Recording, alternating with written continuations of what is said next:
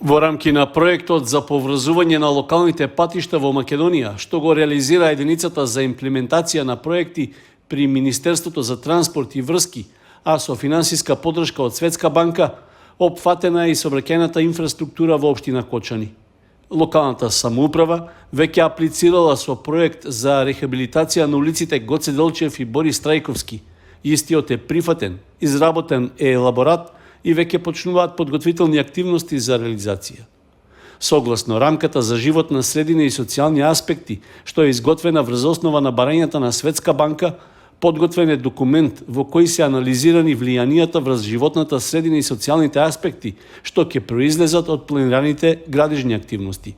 Документот е јавно достапен на официјалната веб страница на општина Кочани, каде што има и формулар за коментари, а граѓаните можат да направат увид и да остават своја забелешка во периодот до 23 мај.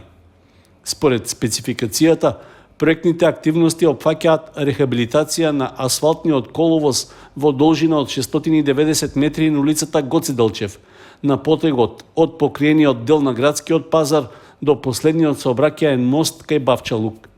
Рехабилитацијата на Борис Трајковски пак се планира на должина од 785 метри, од мостот кај градскиот плоштад до мостот кај Бавчалук.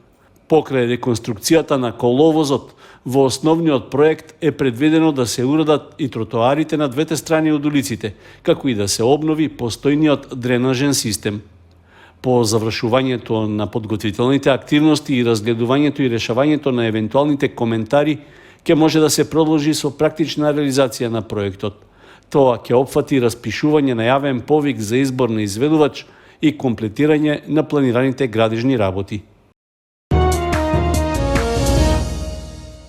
В петок 12 мај општина Кочани ќе се вклучи во реализацијата на најголемата национална акција за чистење и селектирање отпад Генералка Викенд 2023.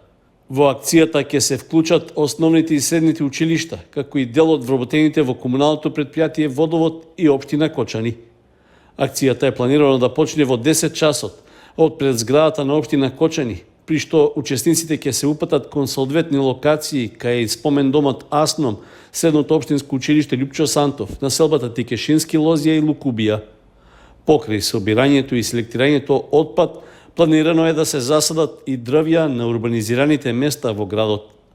Акцијата за чистење Генералка Викенд 2023 е една од активностите што се спроведува како придонес во подигнувањето на јавната свест за потребата од собирање и рециклирање на отпад, како и позитивно влијание за зачувување на животната средина. Оваа акција се организира во соработка со здруженијата Men and Mountain и Нула отпад, како и компаниите Скопска пивара и Пакомак.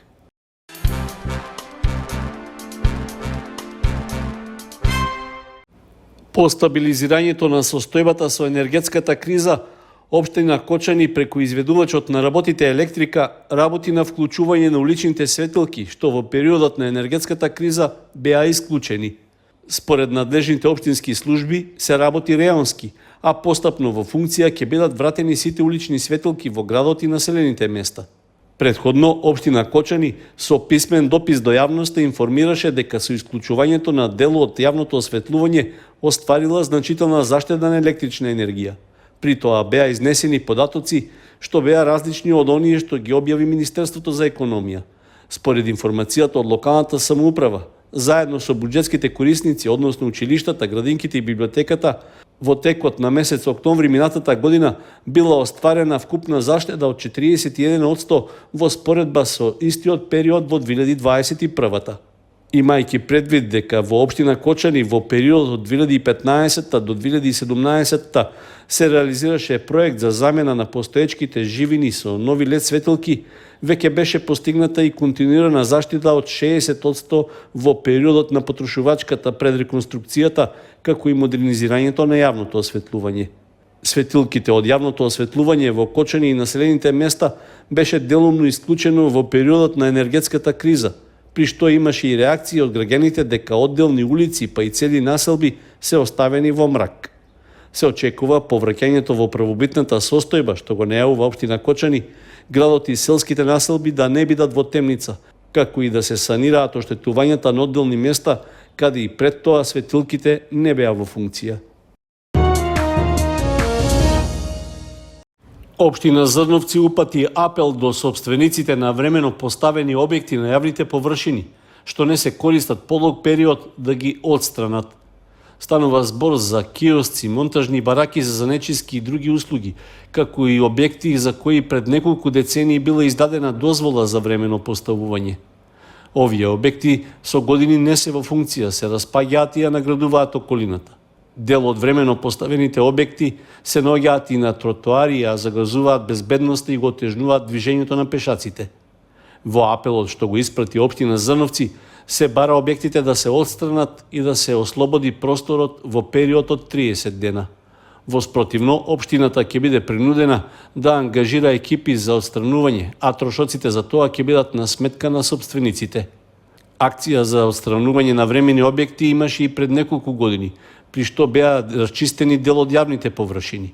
Од општина Зрновци најавуваат дека на просторот каде што сега се лоцирани времените објекти е планирано да се направи хортикултурно и друго уредување.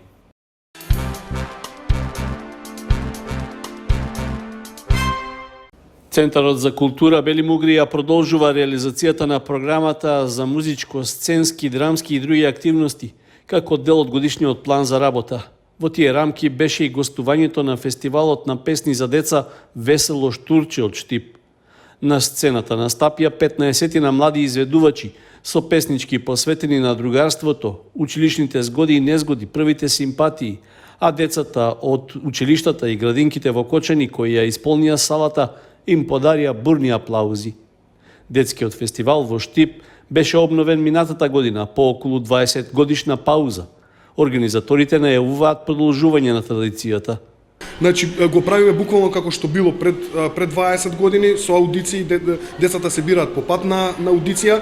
Значи, најбитно е да поставиме вистинските вредности и да знаат децата за што станува збор, зошто излегуваат на сцена и да се родени за тоа што го работат. Станува збор за авторски фестивал, односно нови песни, секоја година се ги обновуваме, односно се креираат нови песни. 2022 имавме 22 песнички. Денеска дечињата од Кочани на наше огромно задоволство ќе слушаат од прилика 15-тина, бидејќи целиот настан ќе трае 1 час. Во подготовка е новото издание на фестивалот за оваа година. На аудицијата пријавени се и неколку учесници од Кочани.